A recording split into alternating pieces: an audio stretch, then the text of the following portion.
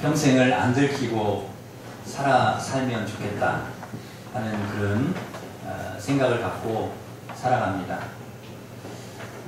얼마 전에 그 박태환 선수가 도핑에 걸려서 그 많은 사람들에게 실망을 안겨주었습니다. 또 얼마 전에 야구 선수 최진행이라고 하는 한화 이글스에 아주 잘 치는 선수가 있거든요. 그 선수도 도핑에 걸려가지고 또 비난을 받았습니다. 배구 선수 광유아라고 하는 선수도 전부 도핑에 걸렸습니다. 그리고 승부 조작으로 걸려서 어려움을 당하는 선수들도 있고, 또 유명한 농구 감독 중에 한 분이 승부 조작을 했다가 걸려서 또 어려움을 겪고 있습니다. 들키면 좋지 않을 것 같지만, 그런데 오히려 저는 들킨 게 잘 됐다고 생각이 됩니다. 만약에 이분들이 들키지 않았다면 계속 반복해서 죄를 지을 거 아닙니까? 그런데 이게 들키고 나니까 더 이상 물론 자신에게는 피해가 오고 또 부끄럽고 창피하고 어려움이 오지만, 그러나 정직하게 앞으로 운동도 할 수 있고 죄를 털어버리고 새롭게 시작할 수 있다라는 의미에서 볼 때는 오히려 들키지 않은 것보다 들킨 것이 훨씬 낫다 하는 생각을 하게 됩니다. 전에 우리 큰애도 그 5살 때 그 가게에서 물건을 몰래 그냥 가지고 온 적이 있습니다. 너 이거 어디서 났냐 물으니까 그냥 가져왔다는 거예요. 너 돈 없는 거 다 아는데 어디서 이걸 그냥 가져왔냐 그랬더니 어디서 그냥 가져왔대. 그래서 이 아이를 데리고 그 가게를 갔습니다. 안 간다고 발버둥 치고 안 간다고 버티는 울고불고 난리를 치는 아이를 손을 붙잡고 그 가게 어디냐 가자. 그리고 갔어요. 가서 사실대로 다 이야기를 했습니다. 우리 아이가 너무 어리고 그래서 몰라서 이렇게 물건을 집어 왔는데 죄송합니다. 제가 값을 치워드리겠습니다. 값을 드리고 그리고는 사과해라. 뭐 난리가 났죠. 울고 불고 뭐 창피해가지고 애가요. 그런데 그때 그러고 난 이후에는 이 아이가 다시는 남의 물건에 손을 대거나 가져오는 일이 없어진 것이죠. 그때 저에게 들키기를 잘했지, 그때 들키지 않았으면 이 아이가 또 그런 일이 반복되지 않았을까 하는 생각을 해보기도 합니다. 여러분, 들키지 않은 것이 좋은 것 같지만 그렇지 않습니다. 오히려 죄에 대해서는, 잘못한 것에 대해서는 들키는 것이 오히려 은혜라는 것이죠. 오늘 본문에 한 여인이 등장하는데요. 이 여인도 어쩌다가 들켰습니다.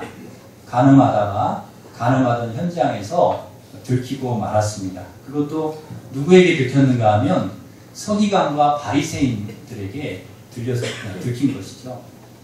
그래서 이 서기관과 바리새인이 잡아서 예수님께 끌고 왔습니다.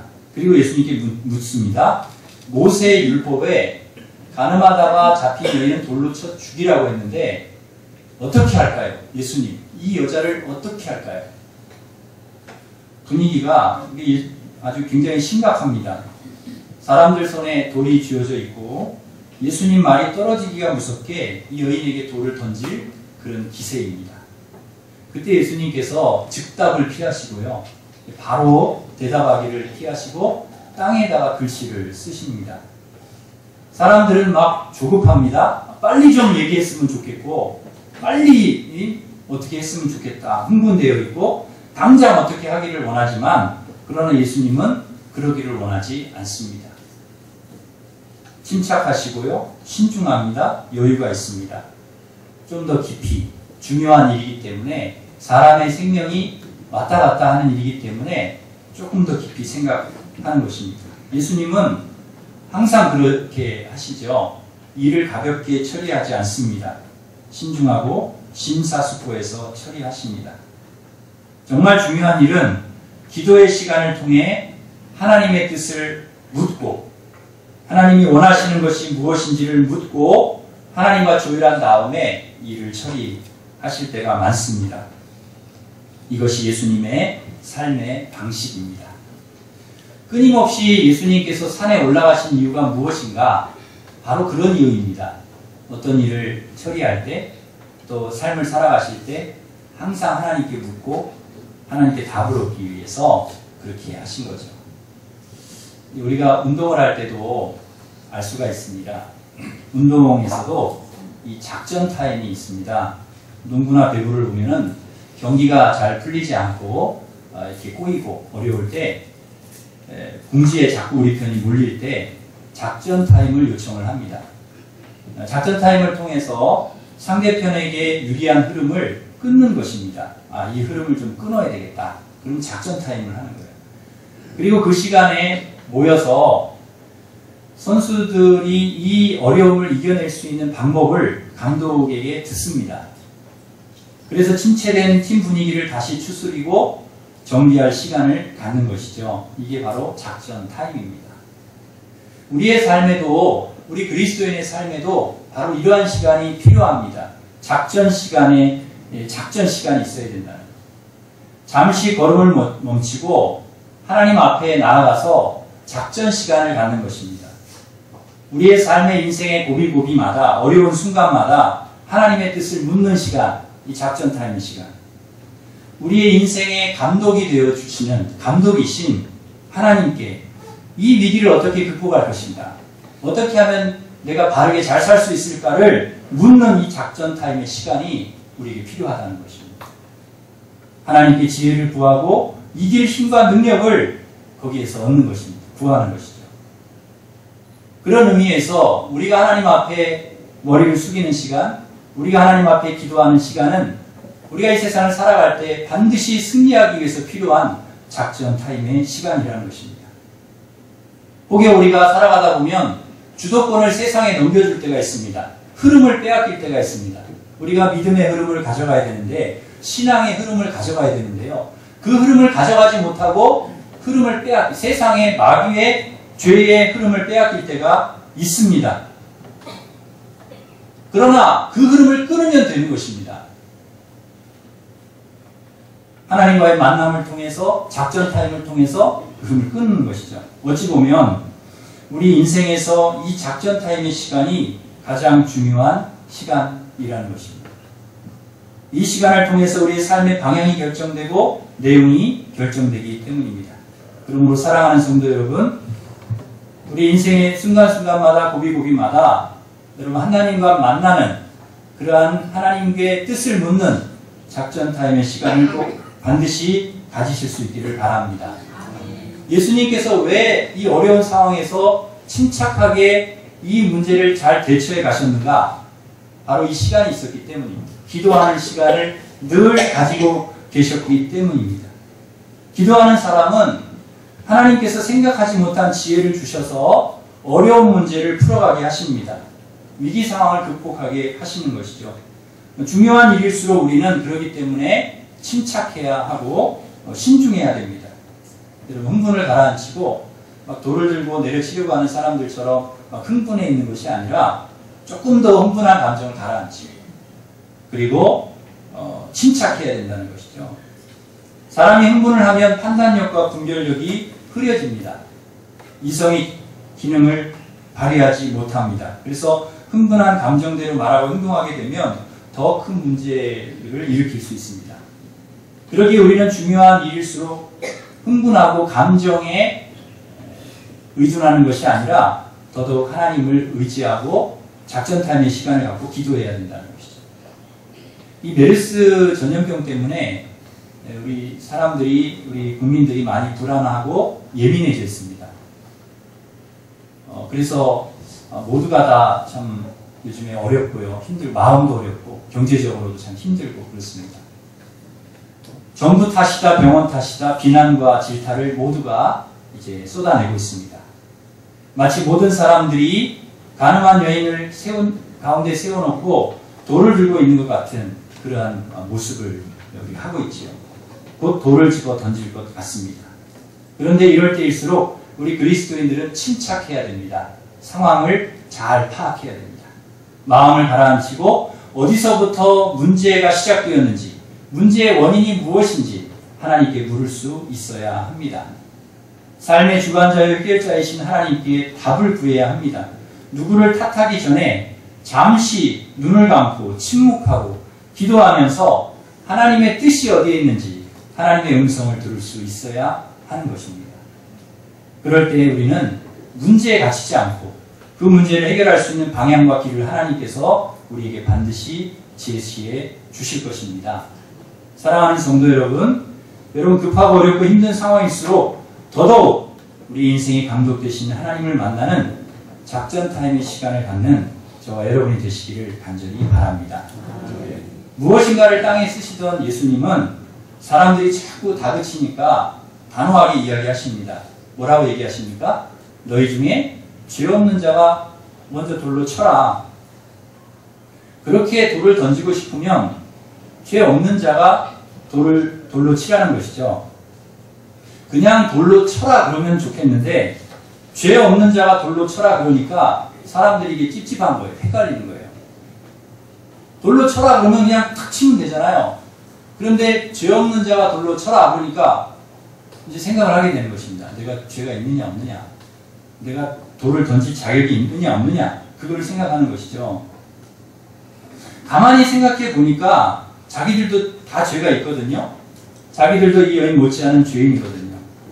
그러니까 이게 주저주저 하는 것입니다. 함부로 돌을 던지지를 못하는 거예요. 전부 다 돌을 맞아야 될 사람들인데 자기들이 지금 돌을 던질 입장이 아니라는 것이죠. 예수님께서 그것을 이제 사람들에게 상기시켜 주신 것입니다. 너희들이 돌 던질 만한 자격이 있냐? 너 주제 파악을 하라는 것입니다. 때때로 우리도 그렇습니다. 돌 던질 만한 자격이 없는데 누군가에게 돌을 던지려고 돌을 들고 있을 때가 있습니다. 비판의 돌, 정죄의 돌, 무시의 돌을 들고 있는 것이죠. 마태복음 7장 2절과 로마서 14장 10절에 보면 주님이 말씀하십니다. 너희가 비판하는 그 비판으로 너희가 비판을 받을 것이요 너희가 헤아리는 그 헤아림으로 너희가 헤아림을 받을 것입니다. 내가 어찌하여 내 형제를 비판하느냐, 어찌하여 내 형제를 업신여기느냐, 우리가 다 하나님의 심판대 앞에 서리라. 하나님께서 비판하는 너를 비판하시고 헤아리는 너를 헤아리시고 업신여기는 너를 업신여기시고 심판하시겠다. 그렇게 말씀을. 우리가 비판자의 자리에 서 있어서 우리가 비판을 하고 정죄하려고 하니까 오히려 하나님이 내가 너를 비판할 거야. 내가 너를 정죄. 이렇게 얘기하시는 거예요. 그러니 얼마나 당황스럽습니까? 어리석은 사람의 특징이 있습니다. 자신을 바로 보지 못한다는 것입니다. 자신의 눈 속에 있는 들불을 보지 못하고 형제의 눈에 있는 티를 본다는 거죠. 모두 다 전부 여인의 죄에 집중하고 있을 때 예수님은 돌을 들고 있는 자신들을 돌아보라고 말씀하십니다. 너 자신을 제대로 보라는 것이죠. 남을 비난하고 정죄하고 돌을 던지기 전에 자신을 먼저 돌아보라는 것입니다. 우리는 항상 주님 앞에 우리 자신을 다른 사람에게 돌을 던지기 이전에 돌을 들고 있기 전에 비난하기 전에 우리 자신을 먼저 돌아봐야 하는 것입니다. 지금 나는 누구인가를 알아야 됩니다. 우리가 누구입니까? 우리도 하나님 앞에 죄인이잖아요.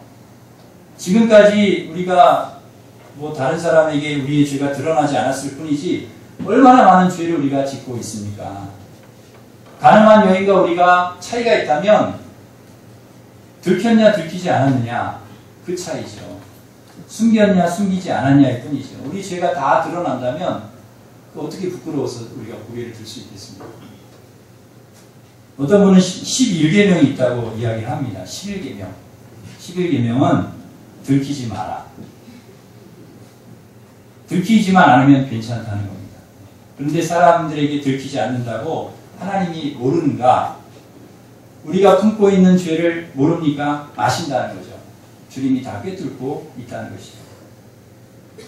사람들은 가늠한 여인의 죄가 보이지만 예수님의 눈에는 돌을 들고 있는 사람들의 죄가 보이는 것입니다.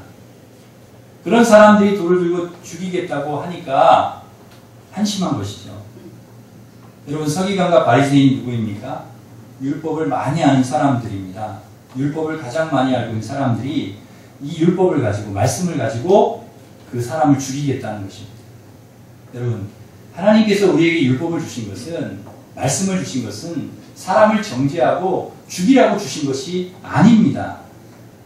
사람을 살리고 구원하고 생명의 길로 인도하라고 말씀을 주신 것이고 율법을 주셨다는 거예요. 죄를 생각나게 하고 깨닫게 하기 위해서 율법을 주신 것이지 그것으로 사람을 정죄하고 죽이려고 주신 게 아니라는 것입니다. 서기관과 바리새인들이 뭔가를 착각하고 있는 것이죠. 여러분 무슨 일이 있어도 우리는 절대 사람을 죽이겠다고 돌을 들어서는 안 됩니다. 하나님의 말씀을 가지고 비난하고 죽이는 데 사용해서는 안 된다는 것이죠. 죽을 사람이라도 말씀으로 살려야 됩니다. 살리는 사람이 되어야 하지 않겠습니까? 우리도 조심해야 됩니다. 신앙생활을 오래 하고 말씀을 좀 알면 그것으로 생명을 살리려고 하는 것이 아니라 아는 것으로 말씀을 가지고 판단하고 정죄하고 그렇게 하려고 합니다. 하나님의 말씀을 가지고 막 정죄하고 판단하고 이렇게 하는 거예요. 안 된다는 것이죠. 예수님도 충분히 사람을 죽이고 살릴 권한이 있는 분입니다. 죽이기도 하시고 살리기도 하시고 음부에 내리기도 하시고 올리기도 하시는 분입니다. 그러나 주님은 절대로 사람에게 돌을 던지지 않으셨습니다.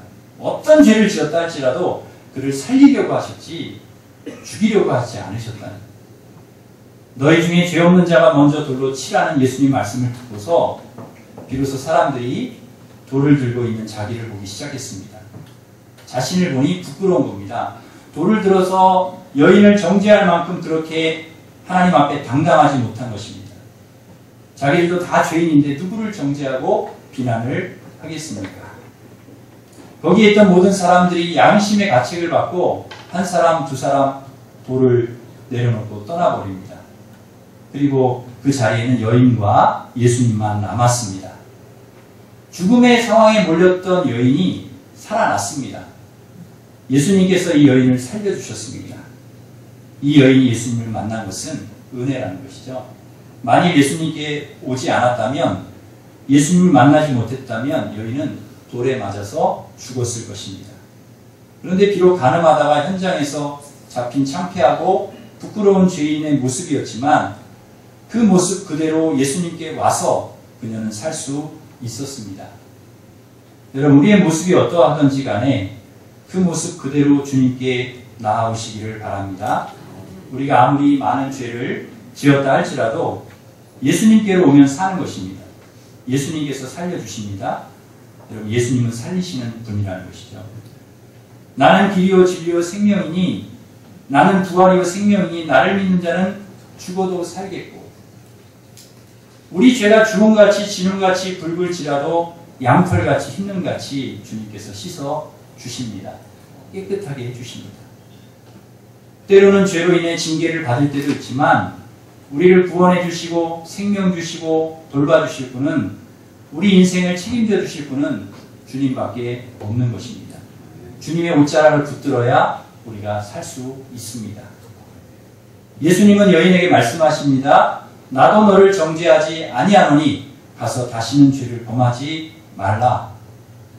예수님은 여인의 죄를 용서해 주셨습니다.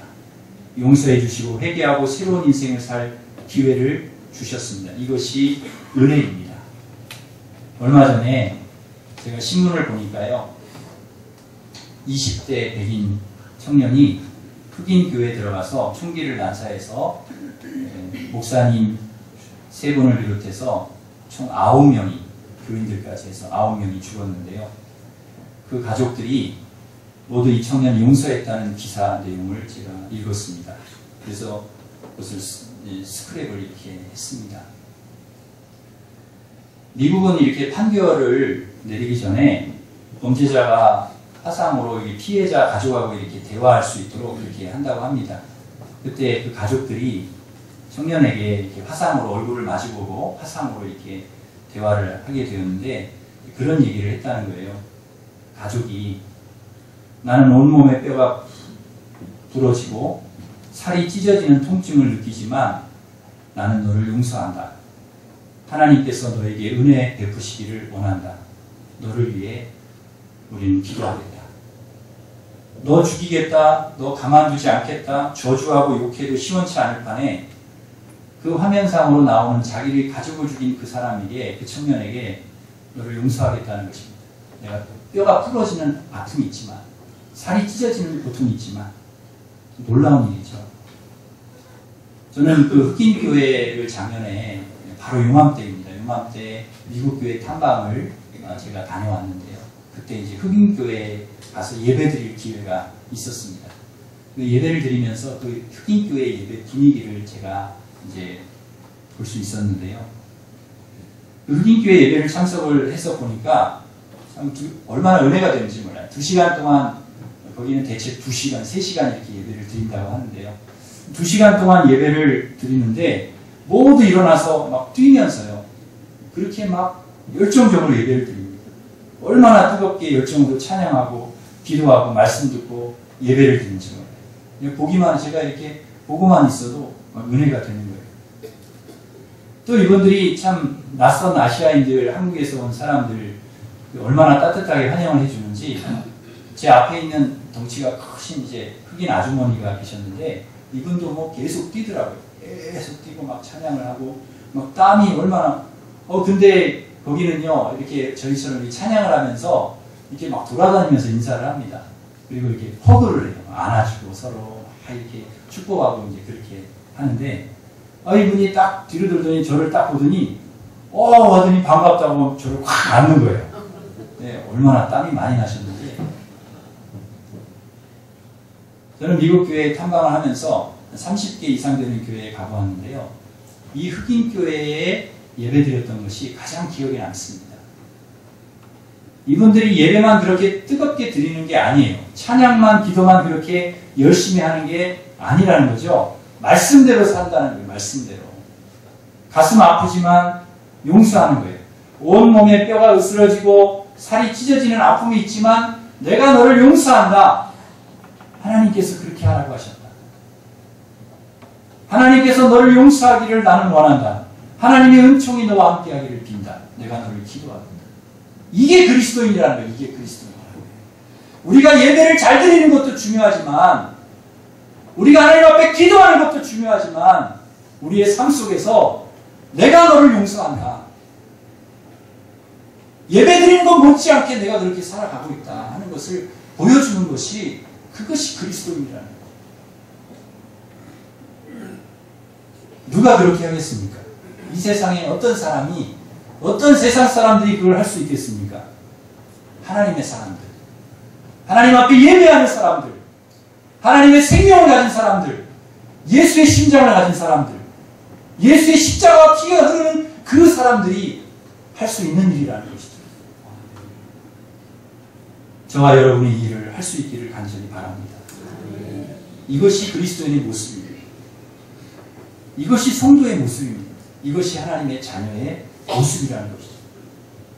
저는 이 기사를 보면서 좀 저 자신을 이렇게 보니까 너무 부끄러운 거예요. 참 내가 너무 부끄러운 거예요.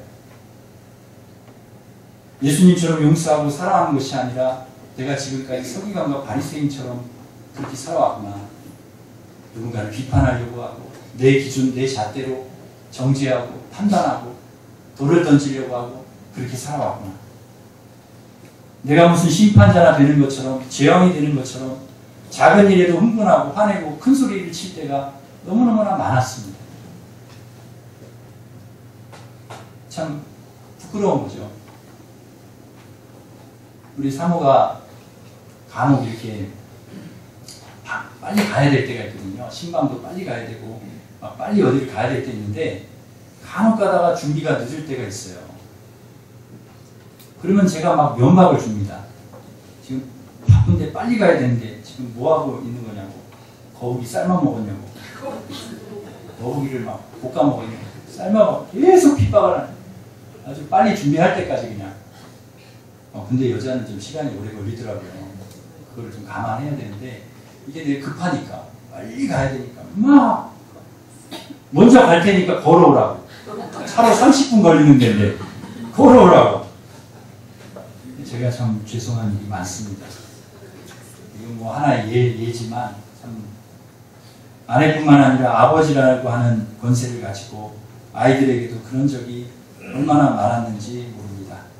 공부 안 한다고 막 구박하고 아이들 마음을 아프게 하고 말로 상처를 주고 미안하죠. 내가 하나님의 자녀로서 서기관과 바리새인처럼 비난하고 돌로 치려고 하는 사람이 되면 안 되는데 어느새 내가 그렇게 되어버렸구나 하는 회개를 했습니다. 내가 생각할 때는 아무것도 아닌 것 같지만 그런 돌이라 할지라도 그것을 맞는 사람 입장에서는 죽을 수 있는 돌이라는 것이죠.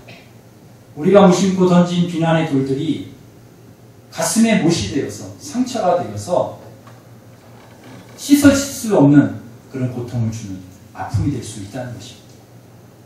우리가 어떻게 살아야 할 것인가를 생각해 보게 됩니다. 서기관과 바리새인들은 비난하고 돌로 치려고 했지만 예수님은 아주 안 좋은 죄를 지었다 할지라도 가늠했다 할지라도 그를 용서하고 살려주셨습니다. 이것이 우리가 살아가야 할 모습입니다. 주님께서 우리를 용서해 주셨듯이 서기관과 바리새인처럼 돌을 들어 치려고 하는 자리에 서 있는 것이 아니라 용서의 자리에 살리는 자리에 서서 그렇게 여러분의 믿음을 증거하며 보이며 살아가는 우리 성도들이 되시기를 간절히 바랍니다. 말씀을 맺겠습니다. 삶의 매 순간마다 하나님과 작전 타임의 시간을 가지시고 여러분의 삶의 어려운 상황들을 잘 극복해 나가시기를 간절히 바랍니다. 서기관과 바리새인처럼 남을 비난하고 돌려 치려고 하는 자리에 서 있기보다는 항상 자신을 돌아보고 주님이 우리를 용서하고 살리셨듯이 용서하고 생명을 살리는 자리에 서서 살아가는 믿음의 종들 되시기를 주님의 이름으로 축원합니다. 기도하겠습니다.